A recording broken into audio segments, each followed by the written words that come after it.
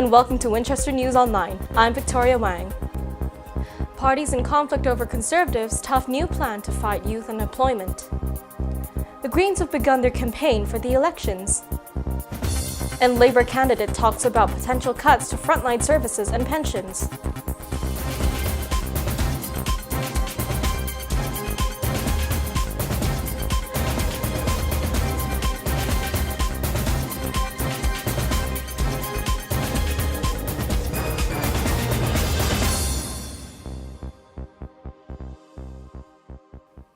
Unemployment figures have decreased across the UK. However, youth unemployment is still rising. Olivia Martin has more.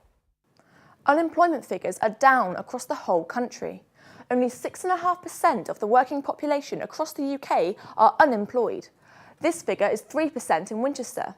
But youth unemployment is sharply rising to around 750,000 across the country. During his speech at Hove yesterday, David Cameron said the Conservatives seek to abolish long-term youth unemployment and hope to fund 3 million more apprenticeships. But he wants youngsters to work for their benefits. If the party is re-elected, job seekers' allowance would be abolished for 18 to 21-year-olds and will instead be replaced with something called youth allowance.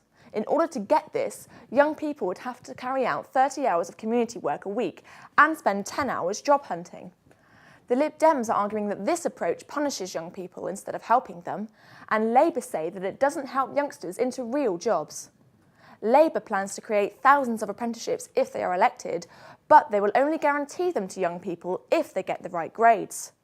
They also promise to provide those who have been out of work for a year with a 6-month job paid for by the taxpayer. But this comes with a catch. If you refuse to work, you will lose your benefits. With the general election right around the corner, we can expect to hear more on this in the upcoming weeks. Olivia Martin, Winchester News Online. Conservatives' visits to the South seem to be quiet lately. Ryan Hewlett has more. This is what we have seen over the past 4 weeks. Visits every few days from different Conservative ministers travelling down to get their moment in the spotlight. But this week, there has been little sign of any action from the party. Are the Conservatives running out of steam here in the South? This recent change in Tory tactic surely begs the question, where are the Tories and what will they do next in order to try and win votes here in the South? Ryan Hewlett, Winchester News Online, Portsmouth. We discussed with the Green Party leader her proposals before the upcoming May election. Laura Harding has more. The Green Party have launched their campaign for the coming election in May. Party leader Natalie Bennett and single MP Caroline Lucas faced a large media crowd. Can we maintain the green surge? I think very much so. We're still seeing people are joining at the rate of something like 150 a day. It's still very much growing and continuing. And I think as focus in the election comes, that we're going to see that perhaps start to grow again.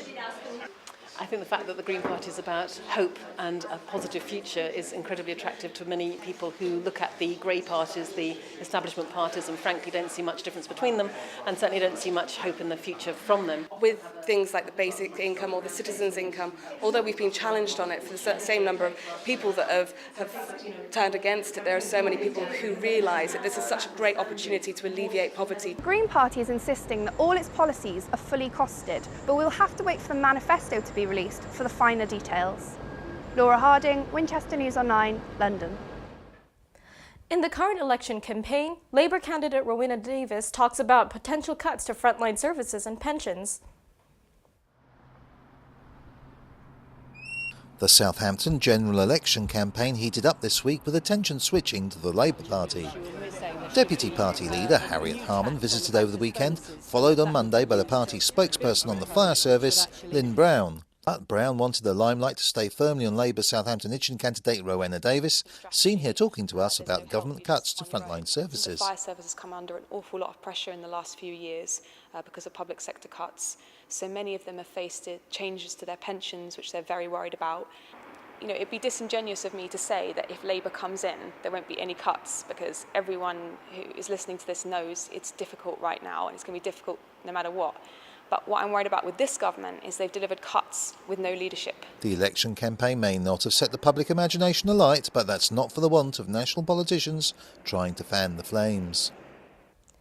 A new councillor has been elected as head of Winchester City Council. Henry Nixon has more. So Councillor Pearson is now duly elected as the leader of the council. First, why would I want to be leader? Well, in the present climate of public opinion, frankly, I think I must be mad.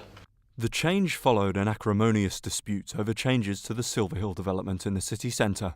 Councillor Pearson was on the committee that the High Court ruled against last week. Most of council are very aware I was on the planning committee that made that decision. Indeed, many people in the public gallery also know that. Pearson beat Lib Dem councillor Kelsey Lerney, seen here, 26 votes to 24, and reinstated 2 portfolio holders from the previous cabinet.